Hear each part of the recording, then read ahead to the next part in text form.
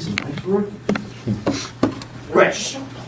Yes. If you're looking at America's scouting report in 1917, we ran a 4-5-40. Okay. Our scouting report would classify us as a toolbox of talent. Okay. And Cafferty. But we have not quite figured it out just yet. Okay. Well, Christian Cafferty, basically. He's a beast. I cannot believe Shannon Sharp said that this past week. If he was black, he'd be a top 10 Oh, pick. yeah, I saw that. What is that? Shannon Sharp said Yeah, Christian you're Cafferty super- black could be a top 10. What's that? Is McCaffrey a Yeah. junior? Carly McCaffrey? Junior. I think he's a junior. I think he's sophomore. His little brother's a tank too. Ever see that? He's actually. Is he He's not the worst. No, he's a boy. So don't use it. That boy, he coach He strong. said he Alright. told like coaches and scouts that he was gonna run like after. Country strong. He said he was gonna run. So, what did German soldiers look like? Look like this. Average age is 19. Yeah.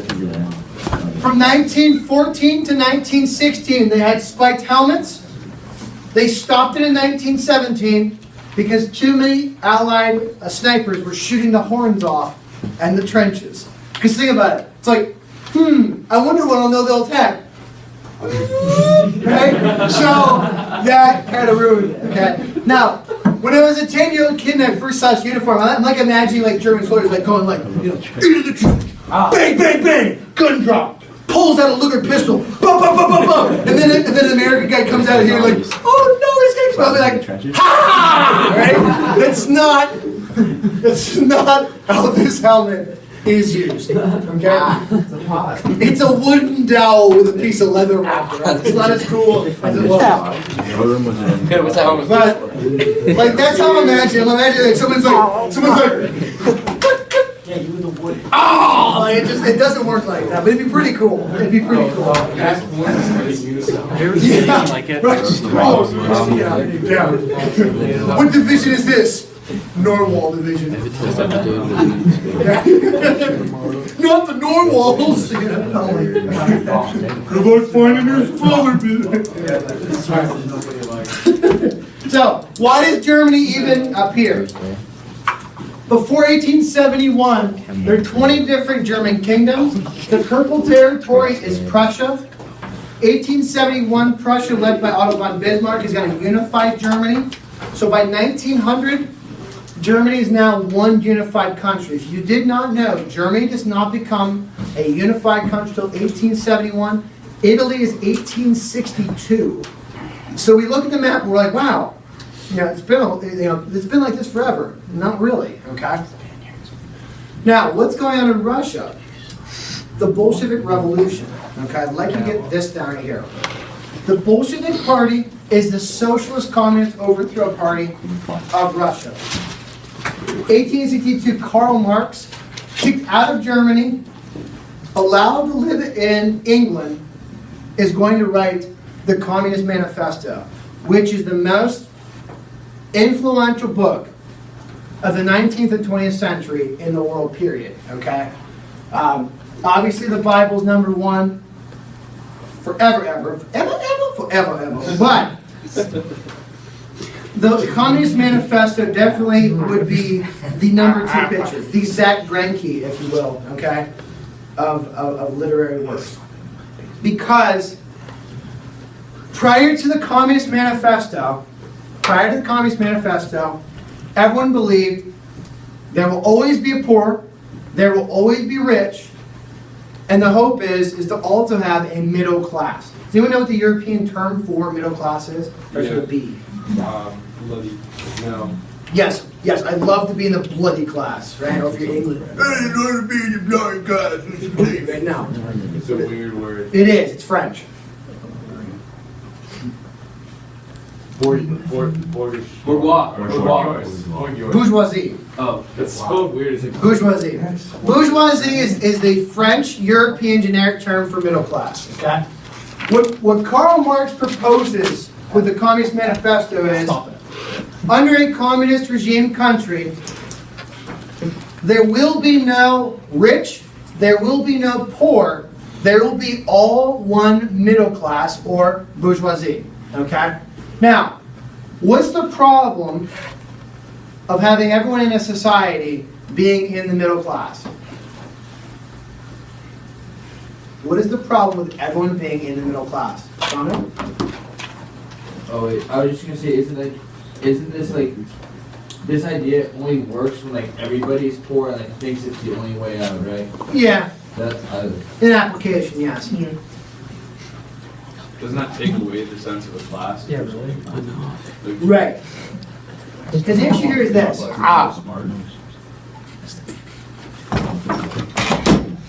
I know. Why does the American system and capitalism in general work? Is because if this is like the filthy rich, the like, you know, the like Zuckerberg, Warren Buffett tier, okay? And you're here, you want to improve your life to get up to that top tier, right? Why are you here right now? To get training, to get a job, to make money, okay? Period. It's what you do, okay? And in capitalist society, you're always trying to go up the mountain, okay?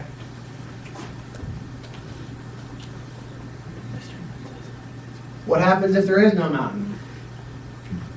And you're not striving to do anything better. You're not really striving to do anything better. And here's the worst part about communism. This is like the director's cut of the book. Is whether they want you to believe it or not, there's this magic pocket of people who are still the most wealthiest in the country, who are leading the country, okay? And they're like, you, work harder. And you're asking yourself, why? Right?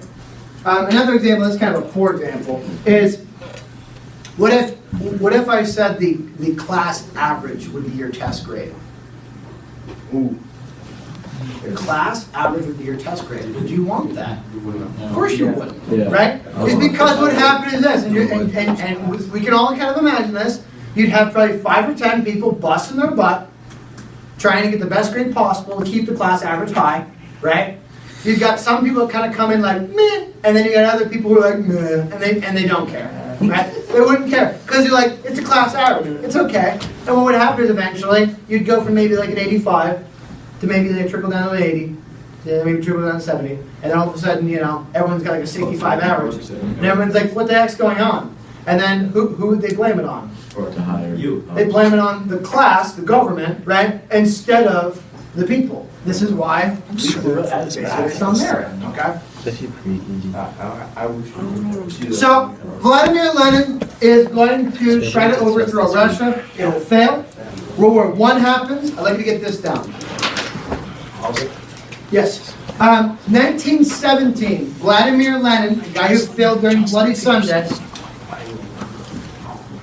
he is going to propose to Germany that if you send me $10 million, $12 million, I will go into I will go into Russia, and I will overthrow the Russian government, kicking them out of the war, so you, Germany, can win this thing. And what do you think the Germans said? Friggin' deal, right? So they push that button, that was easy, right? And that's exactly the plan here. During 1917, the same time as the Zimmerman note, Lenin is being sent into Russia, and he's going to revive the Bolshevik Party, and he will successfully overthrow the Russian royalty known as Tsar. The Tsar royalty will be overthrown, and Lenin is going to take over Russia by 1919. Russia is now forced out of the war. A year later, Tsar Nicholas and his family will all be executed in a basement, except, of course, his legendary youngest daughter, her name? Anastasia, right? We don't know if she ever lived. We don't know for sure if she lived or died, but obviously now, in the year 2017, she's very dead now, right? And we all know how impactful she was. She wasn't, okay? We have no idea. Because the only picture we have of her, I believe she was like 7 years old. So if you're into that, Quinn, I mean, you know, God bless, but it's all creepy.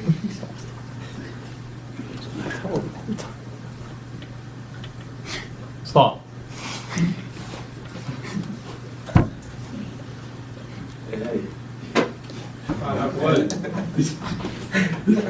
John, you This must is say. the worst man ever to live in You history. must. Hey, ready? Want to scare you? Yeah. Da-na-na! Those are the two worst men ever to live in history. What about Satan? It's sickening. Sounds good. You should go outside. You should. I don't know. Ian is. You get it? Yeah. What's the next group? Key, you like It would be in late April. Would pineapple. What is that?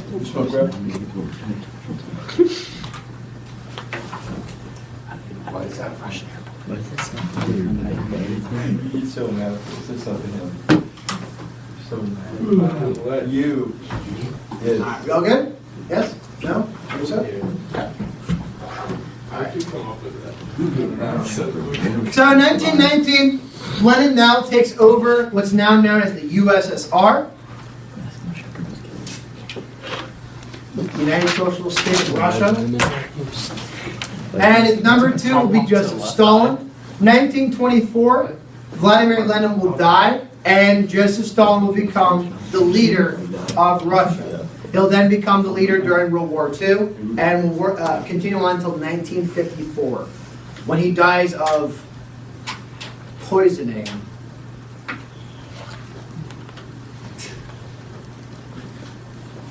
Isn't Hitler still alive? What's that? That one. Nothing. Hitler would have died. Here's the thing, oh, he's in Argentina. He would have died of Parkinson's by 1955. He had Parkinson's by 1940. If you look at his hand, he looks like a Michael Jackson like fill-in for dancing because his left hand's like Shimona. So he would have died of Parkinson's because he wouldn't have had medication. He would have been in Argentina. Jaguar would have ate him. It happens. We've all been there. When you sidestep and it doesn't click, you know, it happens. Where are we at? What's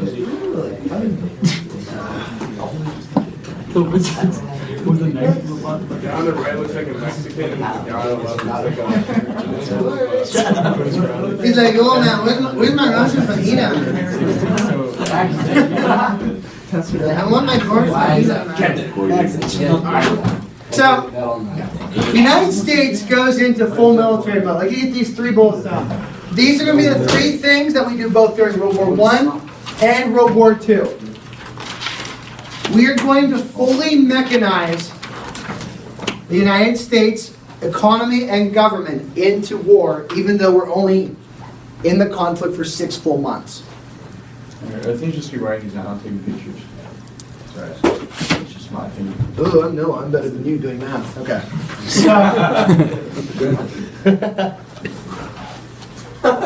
Oh my god, no. You just got roasted, bro. You're done.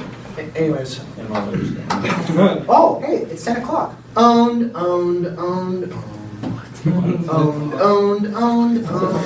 I can sing Owned. it. What this man's doing? Your own. Your own. Oh, you're gonna like Your own. Your own. Your own.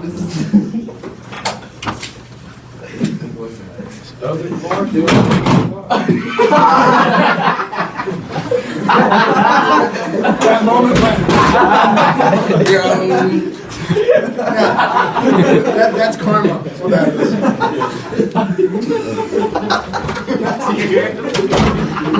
I've been sabotaged. Clown, bro. He's a class clown today.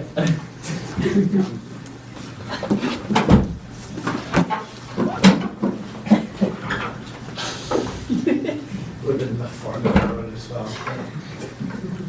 Anyways. So, War Industry Board. U.S. government gives out contracts to civilian companies for war production. For instance, the Oreo company, Nabisco. They're originally called the National Biscuit Company, Nabisco. They're making all the bread and all the food for U.S. soldiers. Dole is making all the canned fruits and vegetables for World War I. J.C. Penney's, Sears, Abercrombie and Fitch, Eddie Bauer, Converse are all making shoes and clothes for both World War I and World War II. Believe it or not, the Converse shoe company is actually making all the winter boots, which is weird.